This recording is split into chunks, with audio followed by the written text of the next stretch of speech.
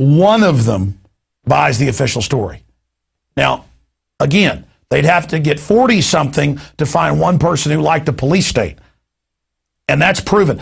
I think we're going to do some special reports where we show you unedited, other than cutting out the spaces while new people walk up. Or maybe we'll just go to 6th Street and get a whole crowd around us and shoot like 30 minutes to show this. Or we'll go to UT and do it and get a big crowd around us and bring people up and just show you the good, the bad, the ugly. To prove this, it is a hoax that most people don't know that 9/11 is an inside job. Most people do. I've seen an Angus and Reid New York Times poll 5 years ago. It's in several of my films. Scientific, where 83% of Americans believe they're being lied to about 9/11.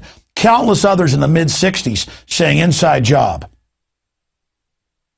I've seen others where 37% think inside job. But now they're pushing all these polls that I've researched that are very questionable. They say 10%. Oh, that's far too high, they say. 15 people, only one is drinking the Kool-Aid. Incredible. And that's what you have to remember with this 10th anniversary coming up, is that the idea of false flag terror, inside job, self-inflicted wound, something that wasn't understood a decade ago. False flag was something that academics knew about. People that research stage terror knew about. I knew the term false flag. But no one, 99.9 didn't know this 10 years ago.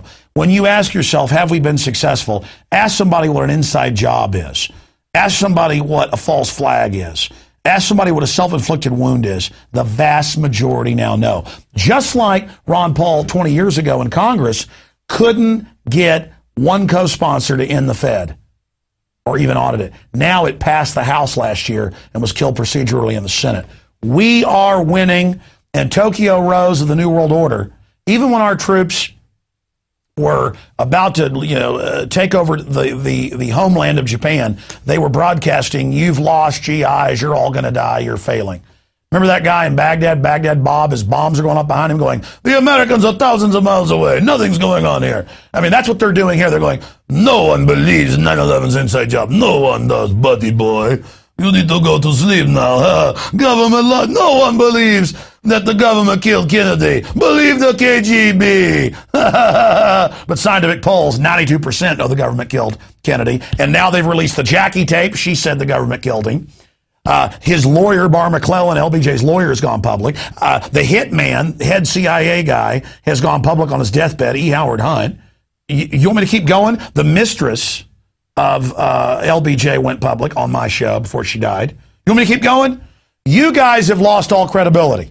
We're going to go to break, come back with Richard Gage. It's InfoWars Nightly News. Stay with us and spread the word. The spirit of 1776 worldwide will defeat evil. The establishment called him extreme and unelectable. They said he was the wrong man for the job. It's why a young Texan named Ron Paul was one of only 4 congressmen to endorse Ronald Reagan's campaign for president, believing in Reagan's message of smaller government and lower taxes. After Reagan, Senator Al Gore ran for president, pledging to raise taxes and increase spending, pushing his liberal values. And Al Gore found a cheerleader in Texas named Rick Perry. Rick Perry helped lead Al Gore's campaign to undo the Reagan Revolution, fighting to elect Al Gore president of the United States. Now, America must decide who to trust, Al Gore's Texas cheerleader or the one who stood with Reagan. Ron Paul, restore America now.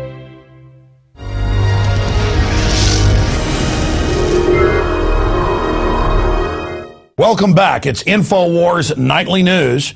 This will be the last television show I do before we reach the 10th anniversary of the tragic attacks of September 11th. Tragic attacks that have been used to go after the liberties and freedoms of people, not just here in the United States, but worldwide, to launch wars that have killed more than 1 million people in Iraq alone. A fable on which they have launched the TSA groping of the American people. Will Americans and the rest of the world allow the lie that is 9/11 to continue to be used to destroy free societies all over the planet and launch these wars. Joining us is Richard Gage. A few years ago, he founded Architects and Engineers for 9/11 Truth. It's got thousands of members now, and it's made international headlines across the world. Hundreds of television programs have basically tried to debunk Mr. Gage, and of course failed, because he is a prominent architect, and he's got physicists, architects, engineers. It's over 1,500 now that are speaking out, and he's in Toronto for the truth hearing. So we're going to talk to him about that in a moment, and then I'm going to get his view on the video we just played earlier. You know, we interviewed more than 15 people in Austin randomly and asked, what do you think of Building 7, and showed them on an iPad the building falling. And all but one said, looks like controlled demolition, including a engineering student at UT who we ran into. Only one guy said, yeah, it looks suspicious, but there's got to be a reason. Now, that's your real on-the-street polling. 15 people, all of them controlled demolition or say it looks suspicious. So joining us is somebody who is really at the tip of the spear when it comes to credibly challenging this fable. Richard, thank you for joining us. Thank you, Alex. It's again my honor to be here with you.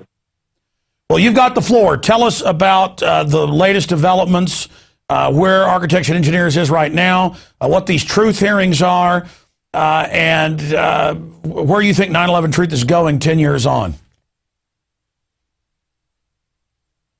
Well, as you mentioned, I'm representing 1,500 architects and engineers, now 1,560 actually, and these are demanding a real investigation of the destruction of the 3 center high-rises on 9/11. And the people in the street understand that Building 7 is a demolition. And I want to tell you also that every architect and engineer that I talk to, almost without exception really, when they see Building 7, they agree it is a controlled demolition.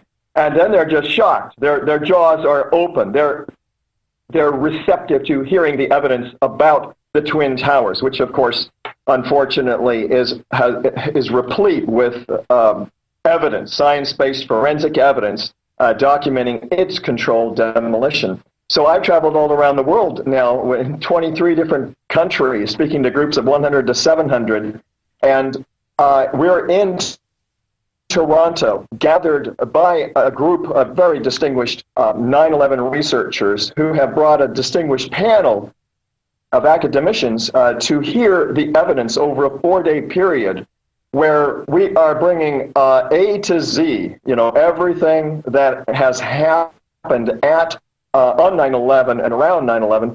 For me, particularly testifying as to the explosive demolition of these 3 high-rises. This will be available in documented form, written and in film, and this will be presented to the governments of Canada and the United States. So we're all proud to be here together in one consolidated, very academic atmosphere, presenting this information. So I'm looking forward to making sure that you get the DVD, Alex. And we have put out a new film, also called 9/11 Experts Speak Out, and 9/11 Explosive Evidence Experts Speak Out. So AE 9/11 Truth has assembled 43 of our top petition signers, experts in their field, we're talking about high-rise architects, metallurgists, chemists, physicists, structural engineers, assembled technical and building professionals, tops in their field, for a new film that we have put together that lays out these elements, not from Richard Gage in seeming isolation, but really top people, and it's extraordinary. We had our premiere the other night here in Toronto, and it went very well. And this is the pre-release edition, so I encourage people to take a look at it, give us feedback for our final edition at ae911truth.org. We're very excited about that, as well as the video that you mentioned, Alex, the documentary on World Trade Center 7 with Ed Asner. It is